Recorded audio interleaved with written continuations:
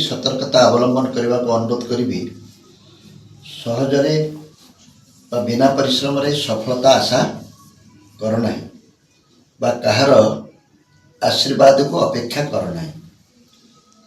यदि दुईटा जिनस तुम्हें छाड़ी दे पारिबो ए क्षेत्र में विराट बड़ सफलता तुमको अपेक्षा कर रहिबो। से कथाटी है भय एवं लोभ।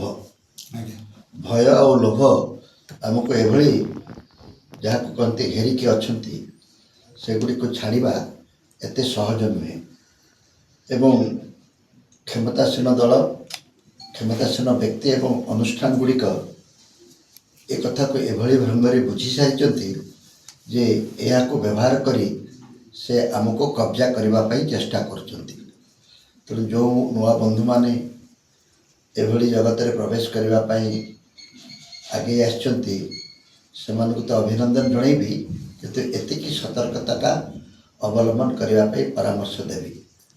आमर अनुभव रु कहूँ आमे सबू कथा दे गति करचु।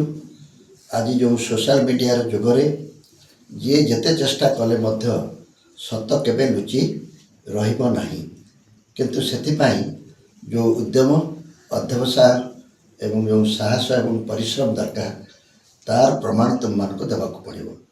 जनवाद परिवार को मु अभिनंदन जनाऊँगी। रंजित बनर्जी मोर जड़े अत्यंत पुरातन सहयोगी युवबंधु राजनीति रे एवं सांबादिकतार एवं अनेक किसी सामाजिक कार्यक्रम से मो सहित थिले। एवं निजे गोटे अनुष्ठान गढ़ी से तांकर परिचय सृष्टि करने को चाहूँगी। माँ काली ईश्वर तांको आशीर्वाद करंतु से एथिरे सफल होंतु।